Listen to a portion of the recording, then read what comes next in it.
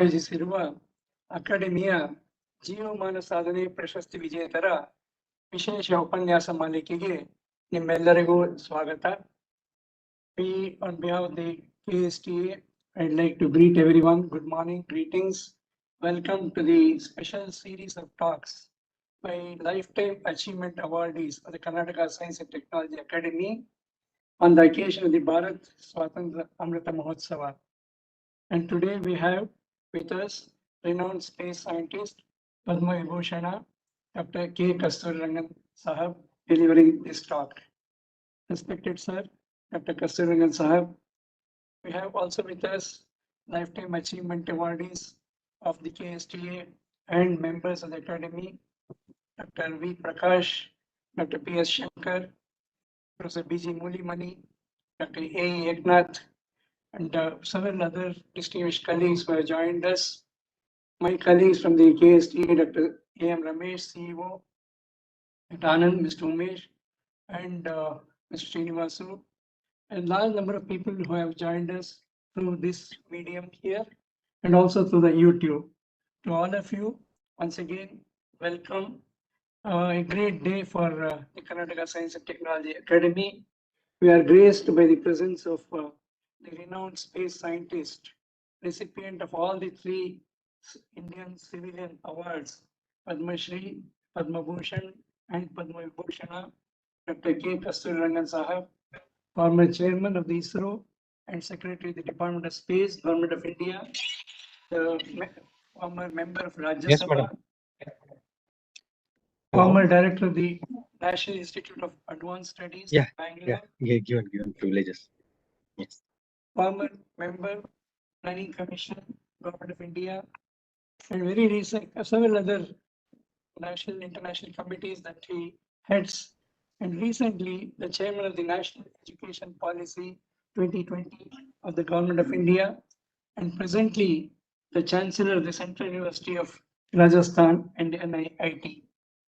Dr. Kasturirangan sir is associated with a series of new generation space crafts, INSAT-2, Indian remote sensing satellites, IRS-1A, 1B, 1C, scientific satellites, Bhaskara 1 and 2, communication satellites, launch vehicles, both PSLV and GSLV, also the ocean observation satellites, IRS-P3 and P4. His specific areas of interest are high energy, X-ray and gamma ray astronomy, as well as optical astronomy. With over 250 research publications in global journals and recipient of the honorary doctorate from as many as 27 universities.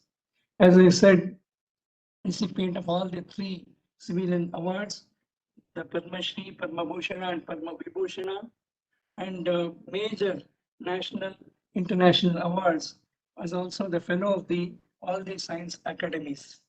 As regards the state of Karnataka, I'd like to mention that Dr. Kasturirangan Sahab is the recipient of the Karnataka Rajyotsava Award, and from the academy, we are proud to say that he is the Lifetime Achievement Awardee of the academy, as also the honorary fellow of the academy. That makes us so proud.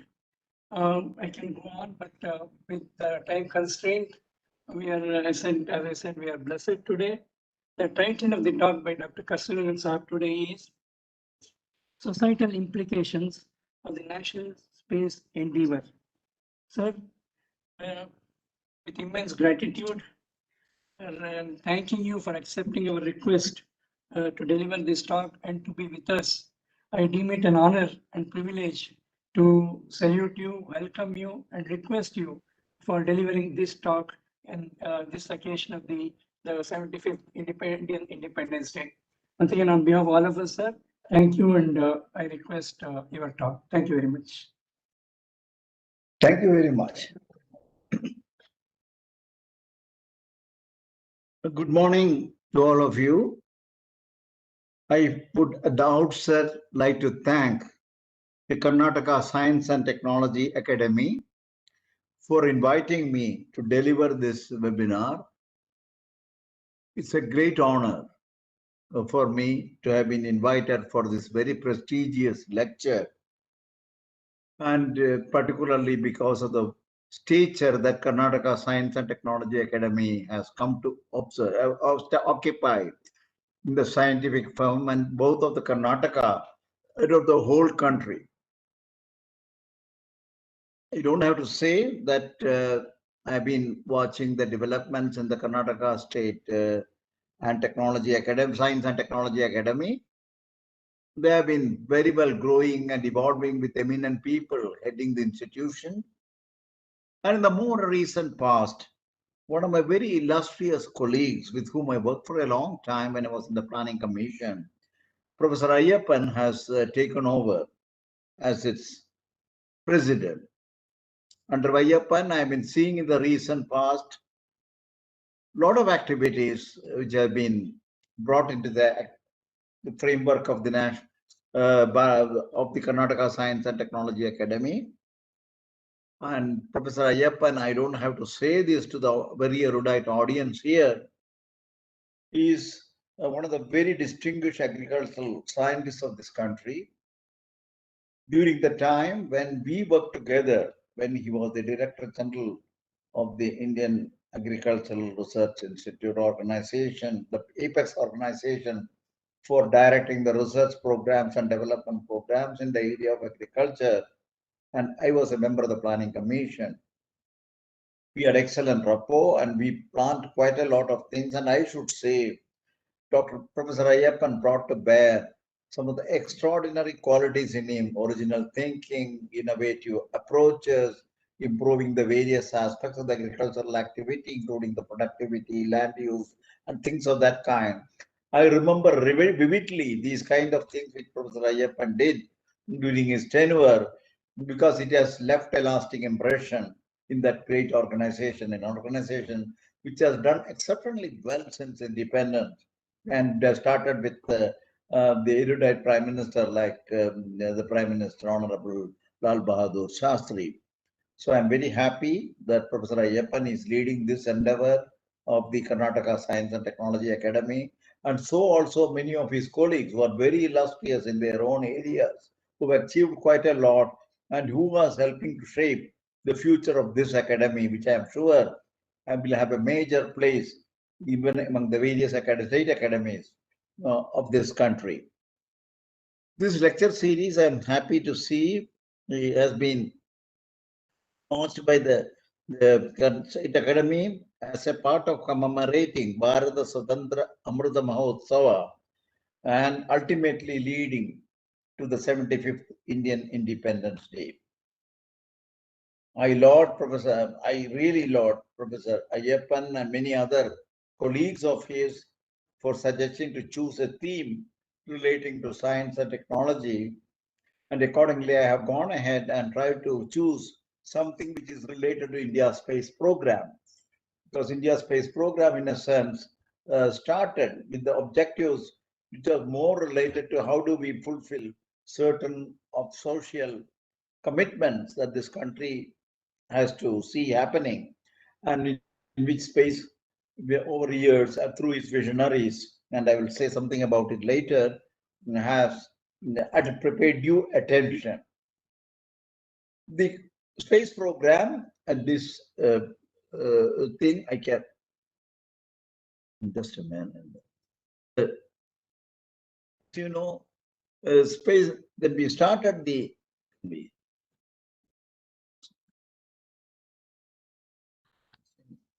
1 minute, is just move.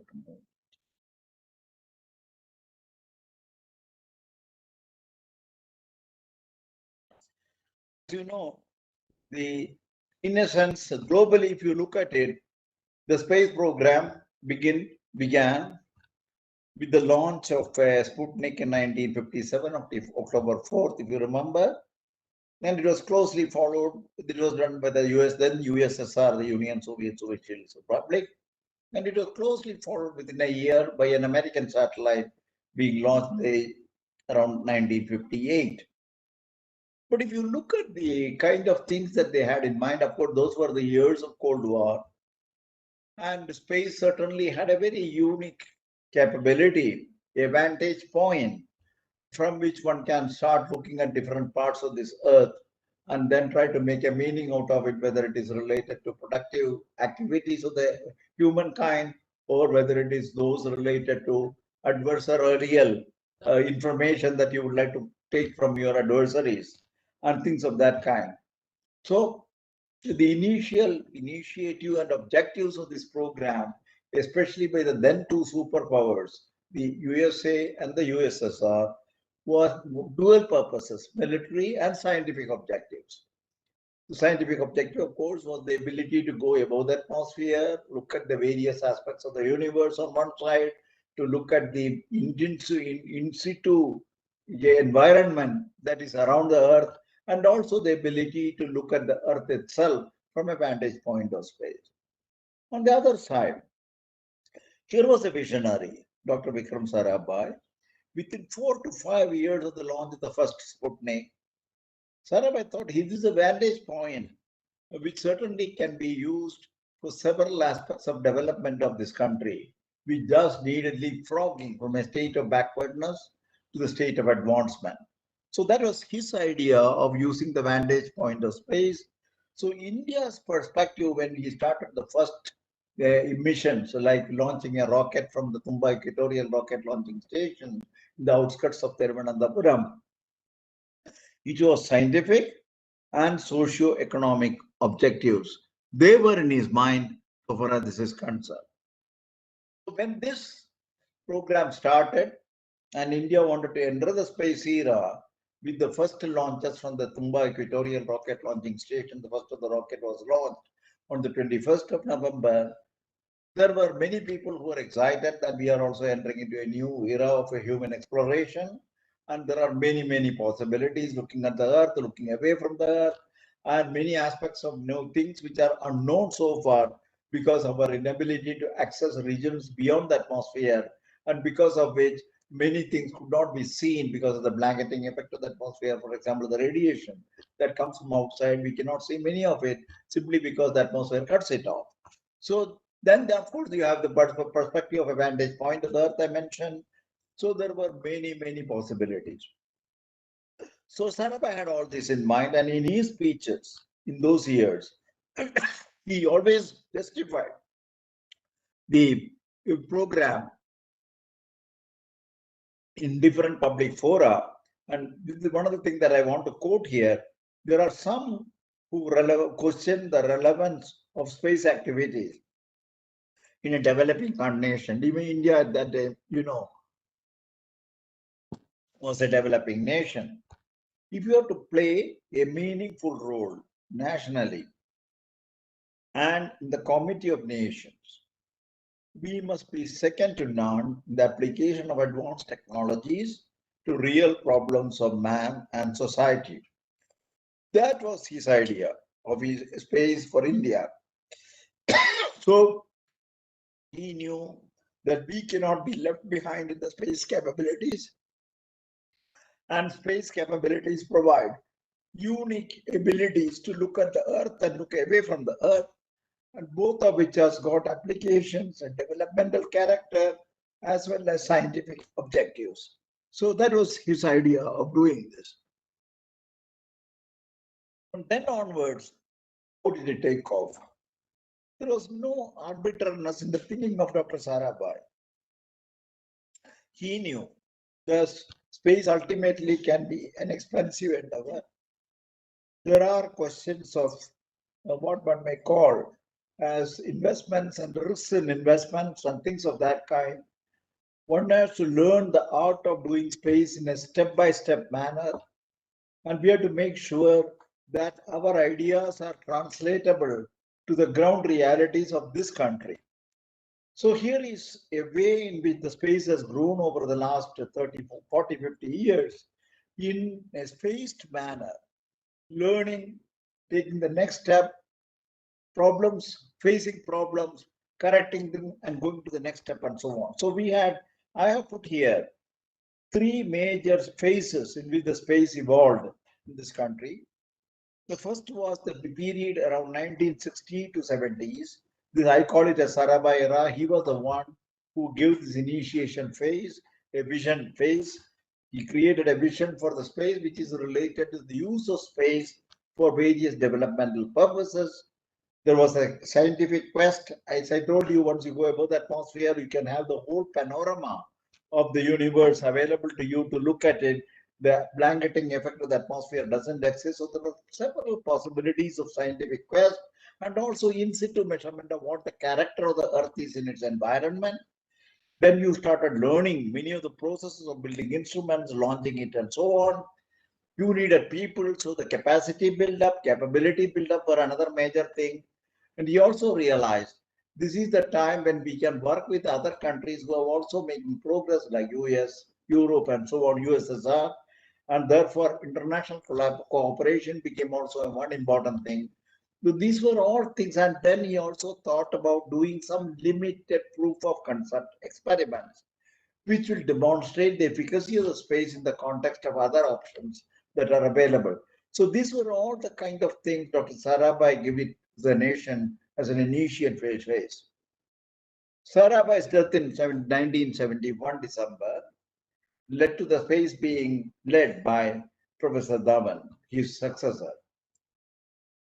Professor Dhawan saw that the same kind of things that Sarabhai had envisioned about the use of space certainly are applicable, and therefore we should strengthen it and provide a direction for it. So what is the direction?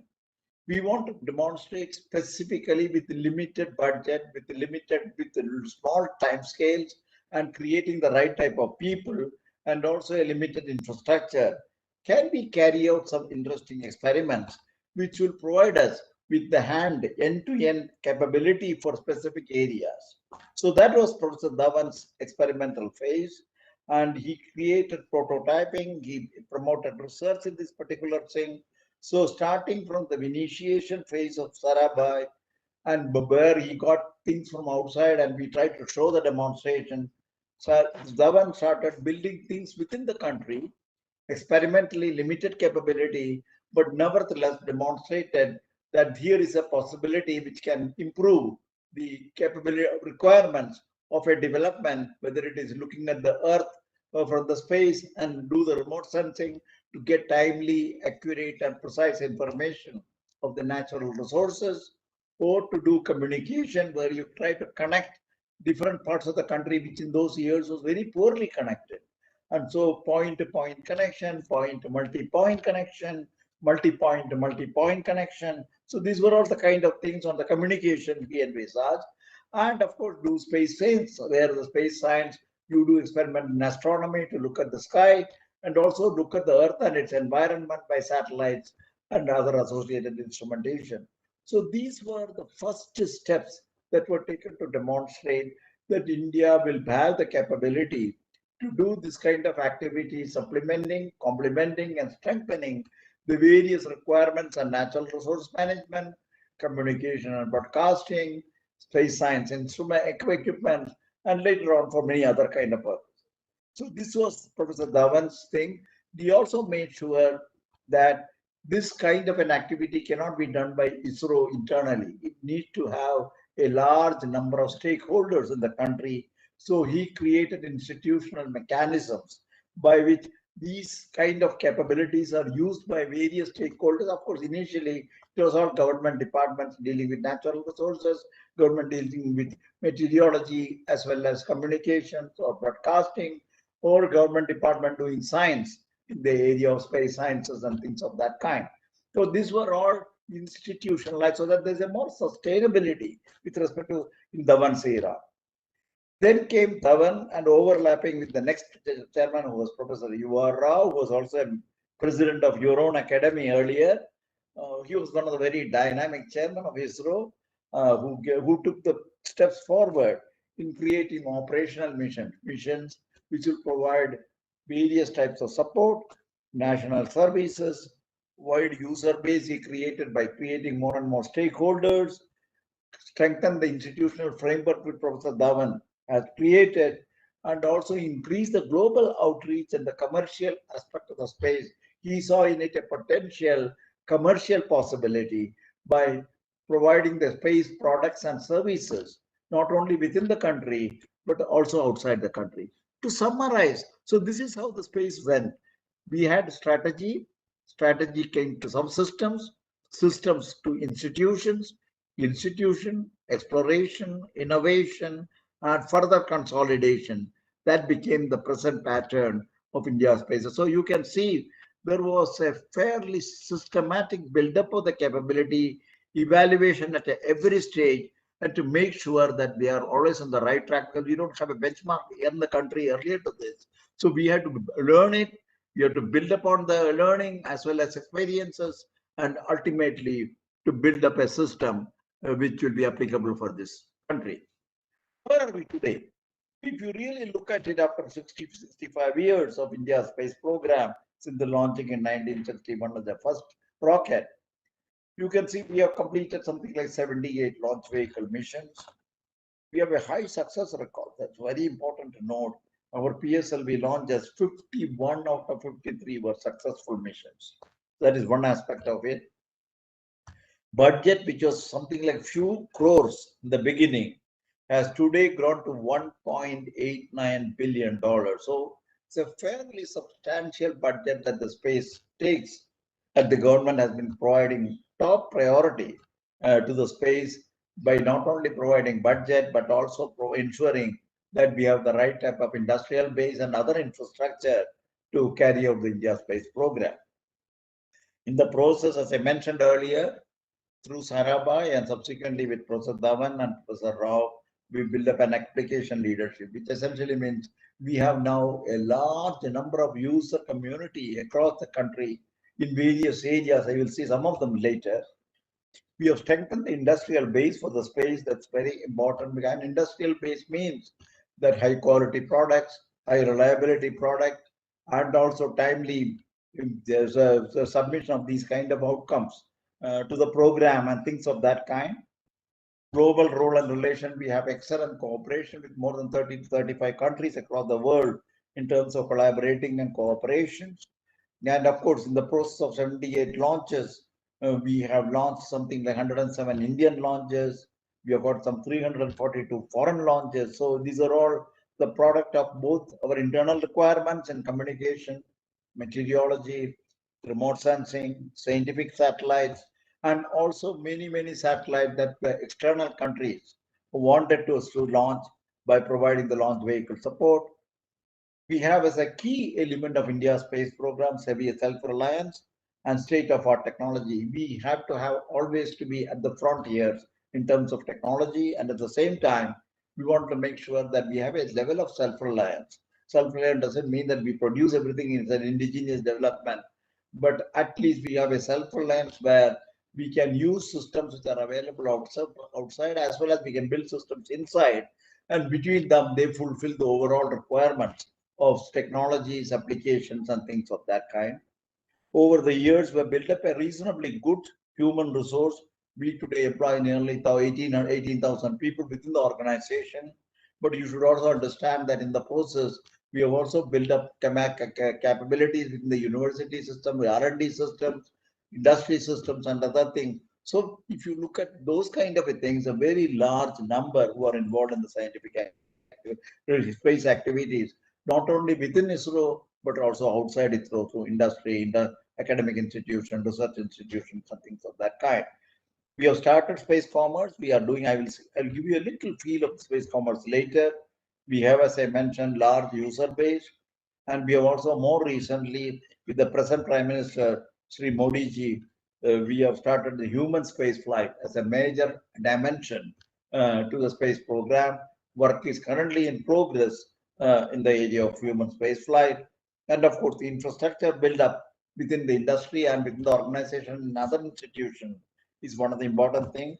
And in the more recent time, as a part of augmenting the scientific aspects of the space exploration, we also embarked on interplanetary mission. We have already the Chandrayaan 1, the Chandrayaan 2, the Mangalyaan, and now we are in the process of going for further exploration of the moon, and also maybe Venus and many other objects in the solar system and outside the solar system.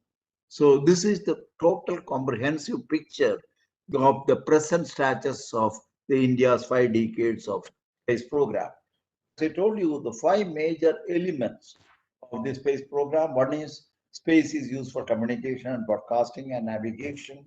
This is one aspect of it. So some satellites like INSAT, the Indian National Satellite System, which are put at the geosynchronous altitude. The geosynchronous here, I mean 36,000 kilometers above the equator.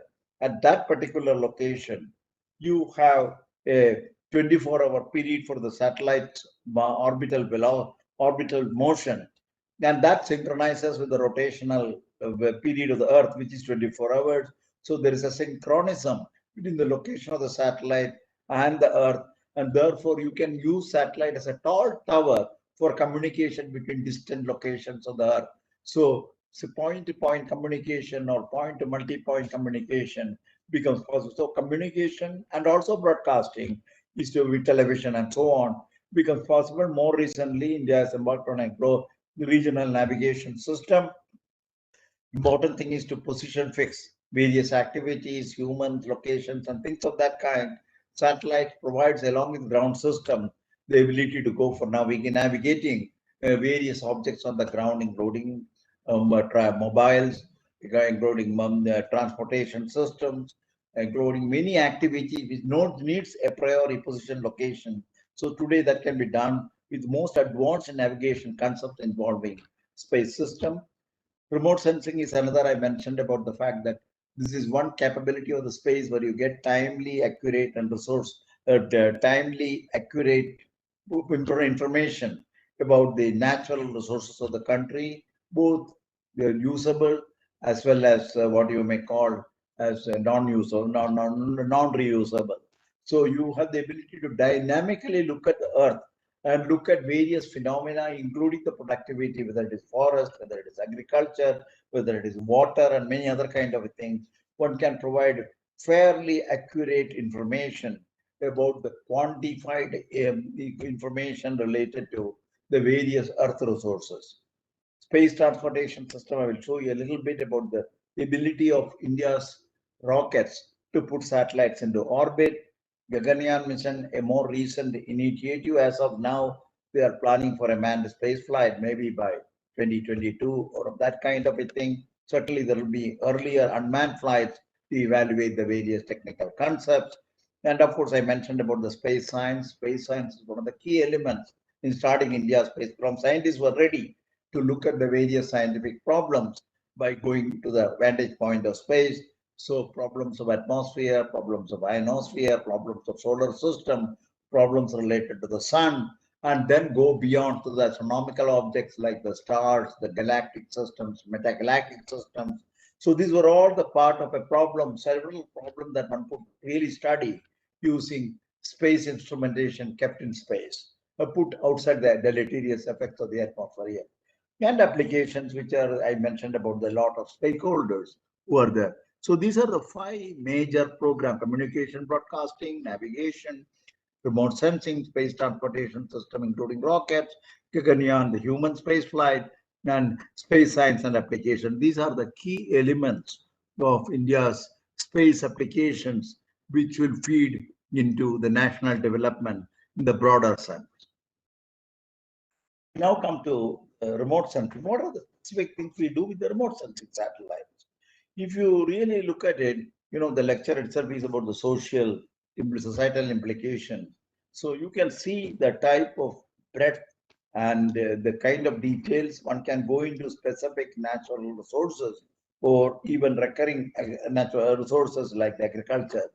We can use satellites, for example, to look at the agricultural productivity, look at how does an agricultural activity grow right from planting to growth to getting into maturity and then harvesting.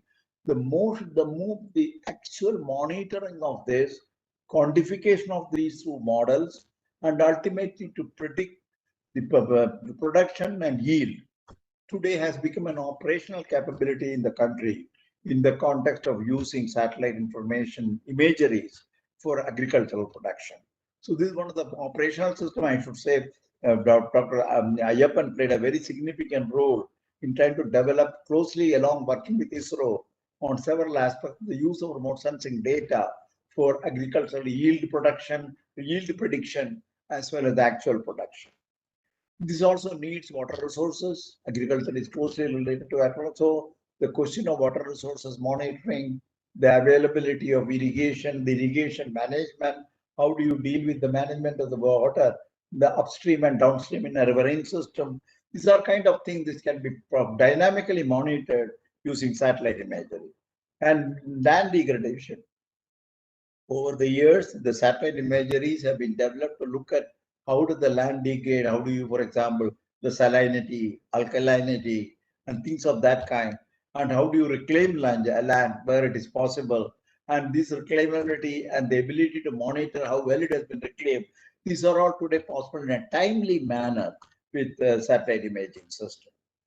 Another area, of course, I mentioned about acreage, production, watershed development, and things of that kind, agriculture. Another area is environment, forests and biodiversity. Today, we do biennial inventory of the forest, and we also look at the various aspects of the. Now we have gone to the next level. Also, the ability to look at the forest cover, not only the forest cover, but also the wood, the level to which we have the wealth, the forest wealth itself. And for more and more detailed aspects included, looking at the biodiversity. Of course, one doesn't go down to the highest level of biodiversity with the present satellite images, but the landscape level biodiversity characterization, and just beyond that, one has been able to do this. And this is another important information in the questions of forest and environment and biodiversity preservation, conservation, and things of that. Important to see that we have been able to keep the forest cover well monitored. The status of the health of the forest has been placed every 2 years to the Parliament. Parliament discusses the state of the forest health. So that is the level to which even the legislative bodies look at the aspects of the environment using satellite information. There are many other areas, including the legal, the things of settlements and things of that. I won't go into the details of that. Land and water, I said about wasteland mapping, because one would like to look at the degraded lands, the ravenous land, the forest lands which have been over harvested. And then there is a question of saline land. There are alkaline regions. So there are many types of wasteland that are there in this country. They have been well monitored with satellites. The idea of locating which are the ones that can be reclaimed has been also identified. The rural development and other concerned ministries have been working on reclaiming this. So this is another major area of wasteland mapping. City management is another potential drinking water node, the groundwater location, looking at the hydrogeomorphological map that you create out of the satellite pictures.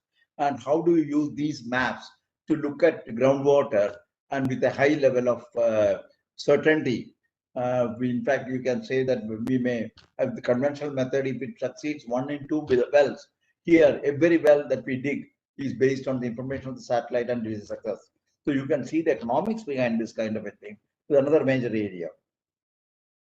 Areas like ocean and coastal atmosphere, potential for fish of the satellite imageries today are used with respect to looking at the coastal regions.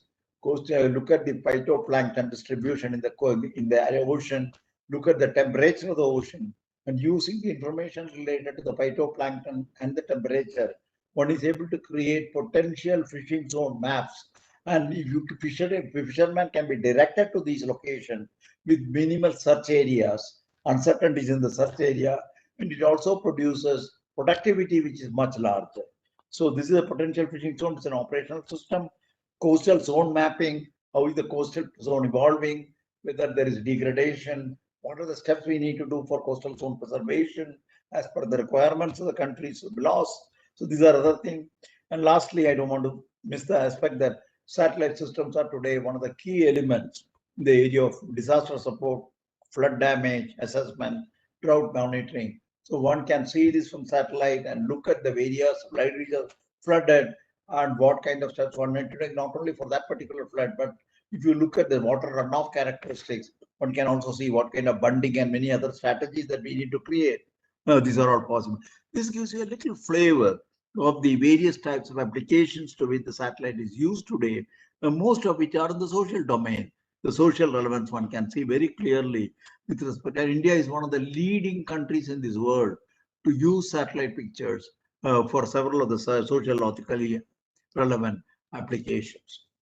Just to give you the India's capability in the satellites, an older picture, we have much better images even today. One can see very clearly even a 1 meter picture, which is a airport in Ulumbek in China.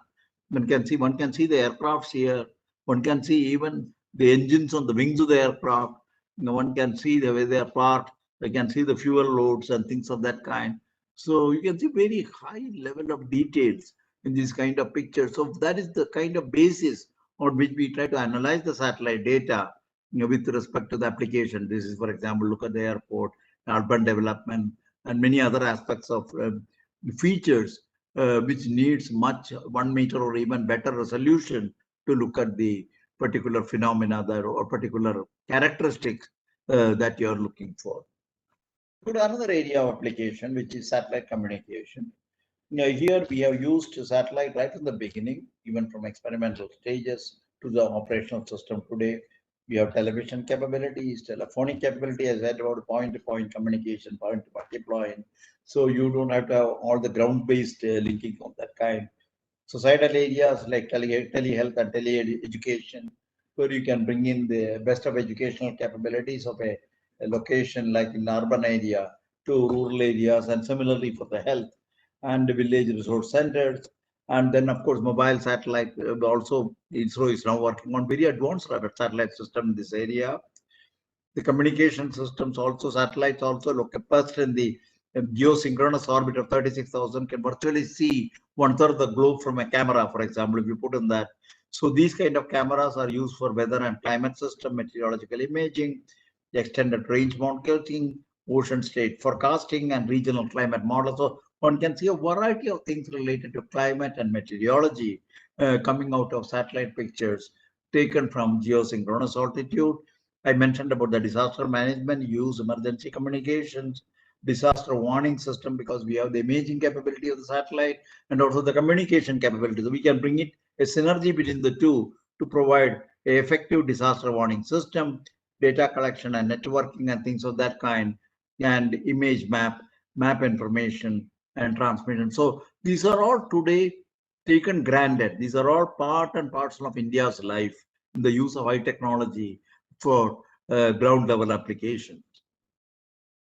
This is just to give you the two examples which I mentioned of the socially relevant tele-education, where services through audio-visual medium or sustainable distance education service, or telemedicine, where you try to create specialty hospitals in cities, provide major connection to rural hospitals. Say, for example, here, the recent past, something like 66 specialty hospitals have been connected to 30 to 300 rural hospitals and remote areas, or even 17 mobile telemedicine units.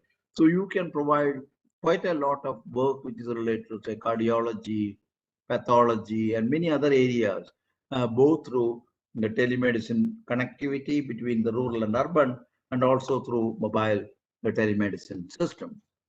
Just to give you an idea of how the satellite is a picture. For example, this is one of those cyclones and falling is an earlier one, a falling cyclone. One can see it is approaching the coast region of India on the eastern part. And you can see this, even the eye of the cyclone and the details in which the cyclonic storm has configured itself as it approaches. And you can virtually take this picture every 10 minutes and every 15 minutes. So you can see its movement, look at the landfall, and you can have a very high prediction, accurate prediction with respect to the landfall location for these kind of, so intensity of cyclone, the landfall details, and many other kind of things one can catch, because the time resolution, spatial resolution that these kind of images provide. I go to another area. We discussed a little bit about remote sensing. We talked about communication. The third important area is the space science. You know, the main idea here is the fact I mentioned, that you go above the atmosphere of the Earth, you have uninhabited view of the sky. When you go below into the atmosphere, the radiation, particularly in areas like high energy radiation, X-rays, gamma rays, or high energy particle radiation, certain aspects of infrared and millimeter radiation, they all get at different levels of the atmosphere. They absorb the material of the atmosphere, nitrogen, oxygen, and other composition. they absorb the incoming radiation.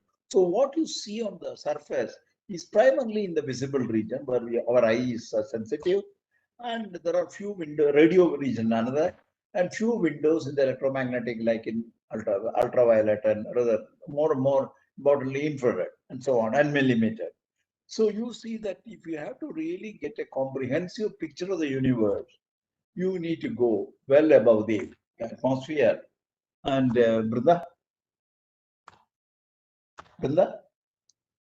sorry, I'll try to continue with this. Brinda, the important thing that I would like to say is that Brinda.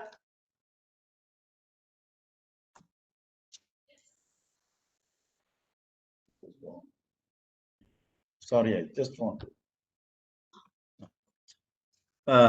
One of the important things that I would like to actually look.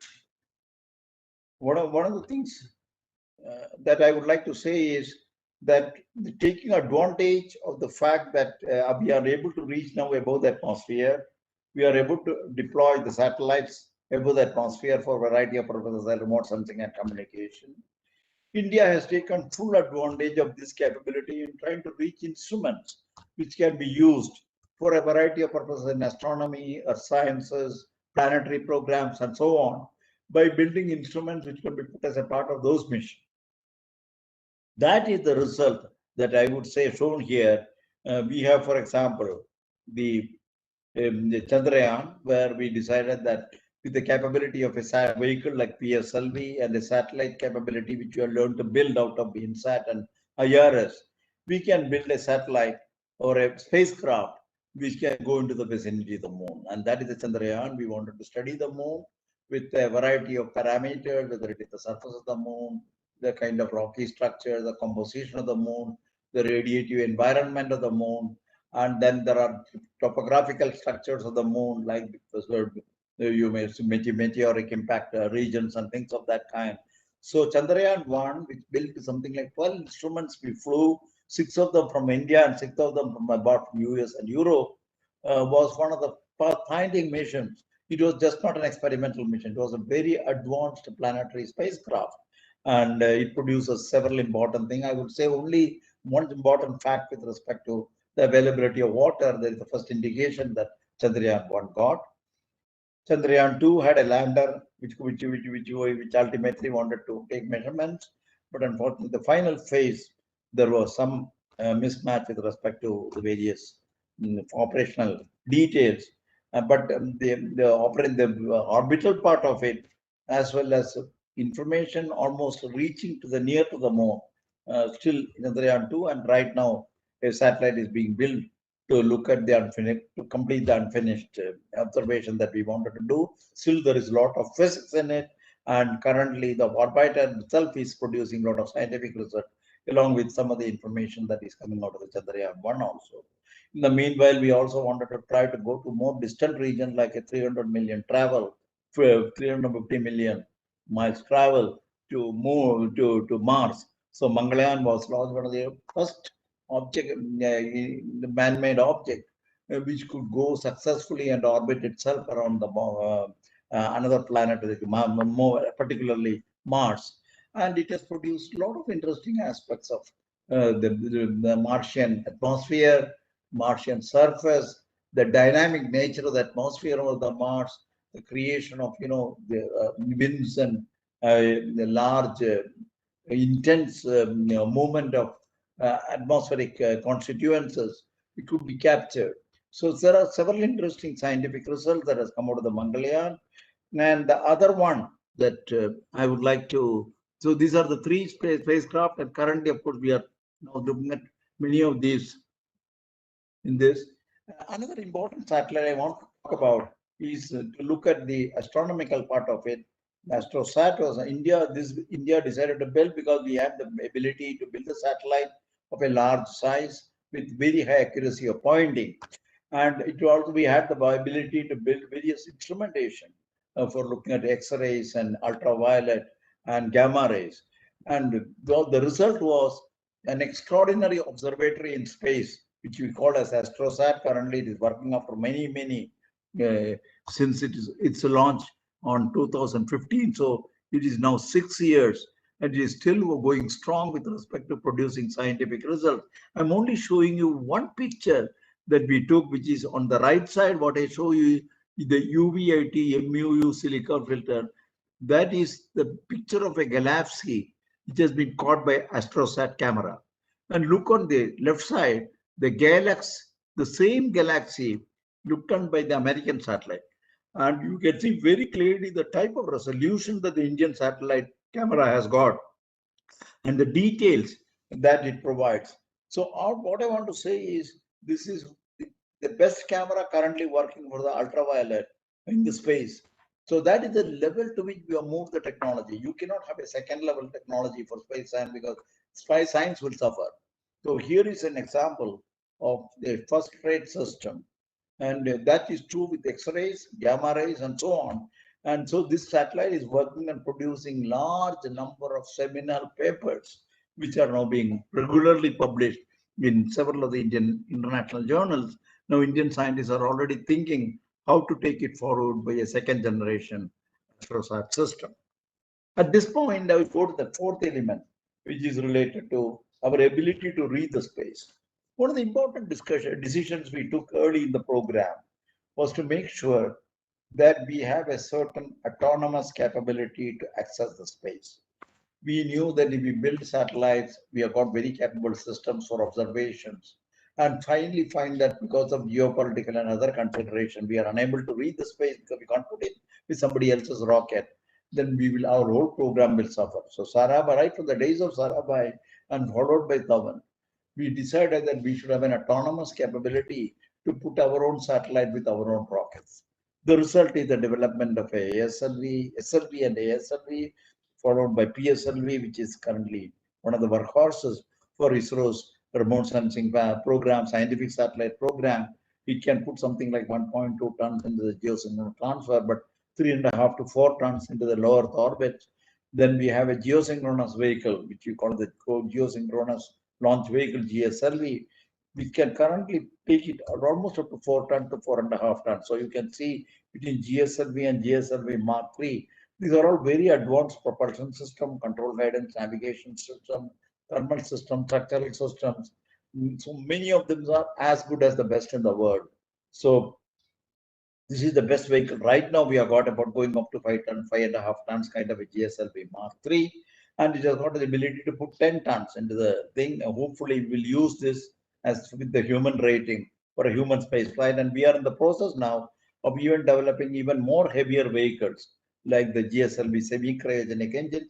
These are all the different types of liquid fuels that we use for this kind of vehicles. I don't want to go into the details of that. But this will take you to 6 tons to 8 tons kind of a thing, or even 15 tons into the low Earth orbit. So that is the kind of a vehicle.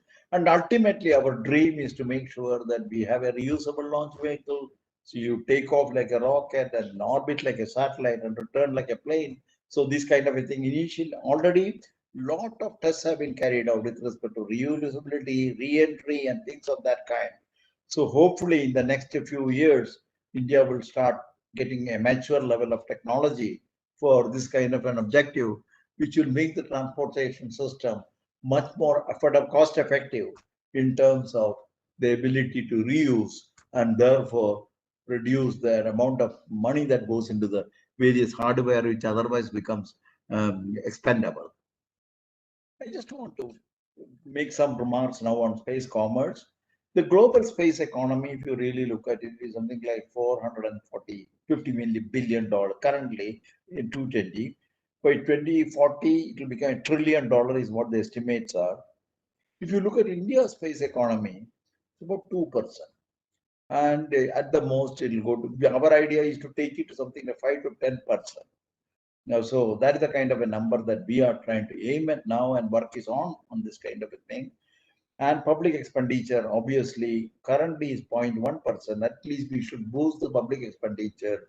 I said about roughly about 1.9 or something billion as the annual budget. It may go to something like 0.25%. But important thing is that we have a major shift that is currently taking place through restructuring the ISRO. So the industrial role will become satellite ownership, new services, positioning. I mentioned about navigation, overseas marketing, R&D roles, manufacture of total systems. So this will all go to a more move towards energy. So what will ISRO will do? ISRO will create a kind of a regulatory environment for this, a level playing thing for private, predictable policy and regulatory environment. This will continue. Use of government-owned facilities. We have created quite a lot, including launch vehicles, launch pads. We have got testing facilities and things. This can be all hired by private. There is no reason for additional investment in the private sector for this. Priorities and incentives.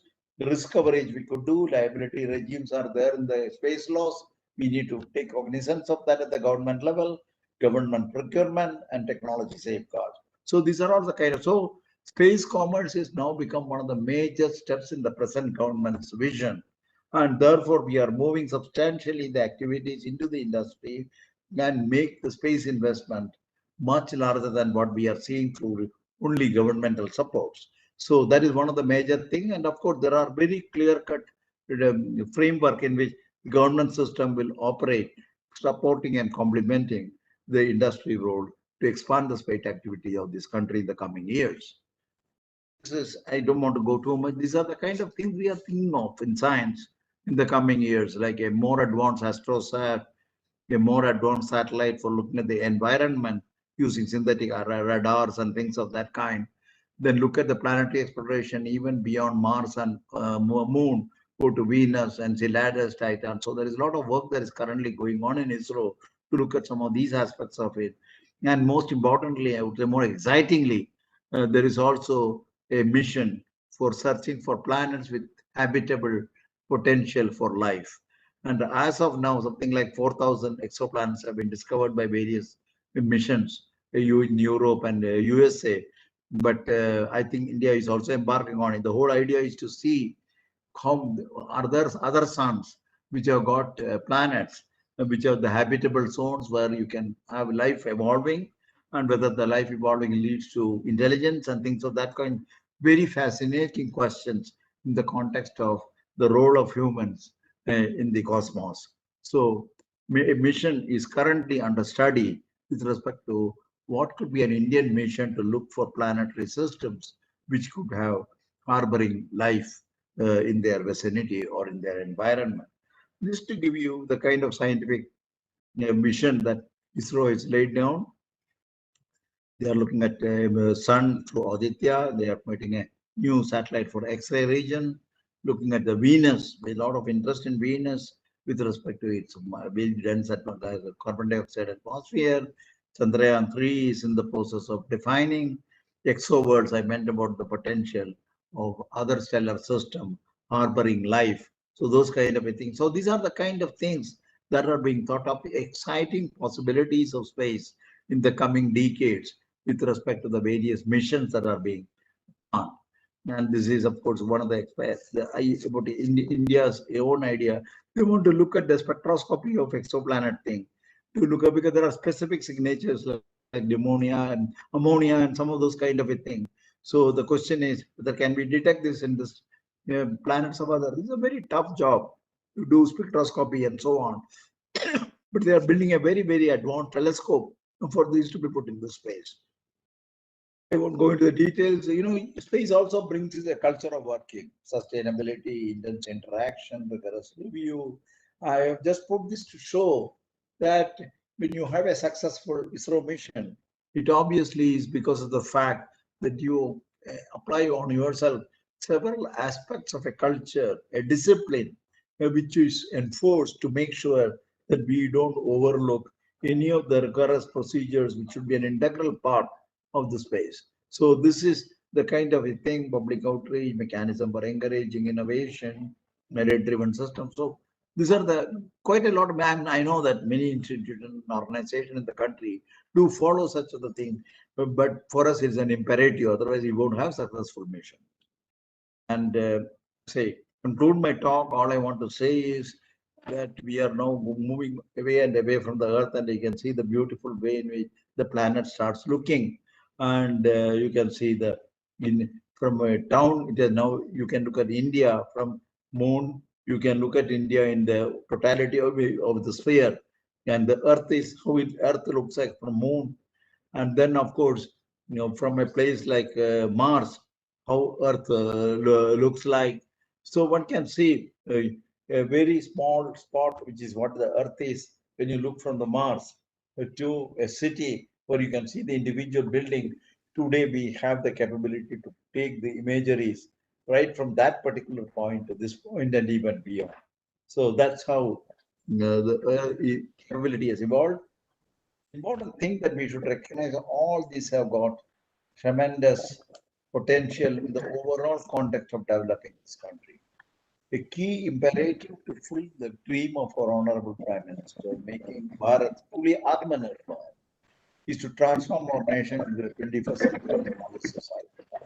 Realization of which would call for successfully conducting mega programs like space missions and many other mega missions. I want to say that there are many mega programs that are undertaken by the government by various departments, atomic energy, Department of Science and Technology, and so on and so forth.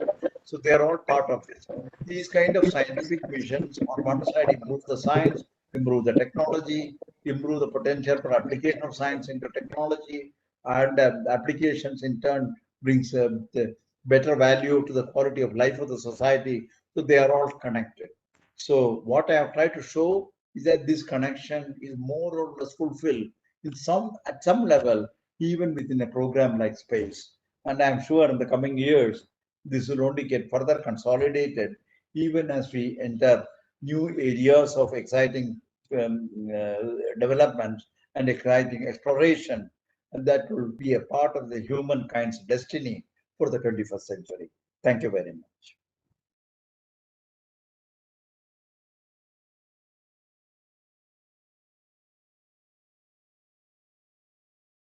You are muted, sir. Your life has been synonymous with the country's journey in space science that we have been witnessing. And in today's talk, such intricacies of space science and the amount of knowledge that has been generated, apart from what we see, with regard to in the media, with regard to applications. Grateful to you for this scholastic exposition, and the viewers are absolutely excited with your gracious presence. Do not have words to thank you adequately at this time. As the esteemed speaker, Dr. Kasturirangan Sahab, has mentioned, due to time constraint, we have room for one question to the esteemed speaker, or maybe one comment. So I'd request the audience, invite the audience for anything that you would like to make at this time. To the audience, please. Maybe a question or a comment at this stage.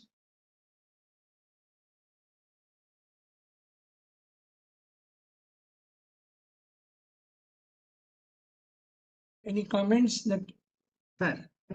Yeah, Professor Murlimani, please. Sir, it was a very beautiful, inspiring talk. And just I would like to ask a simple question, sir, not technical one.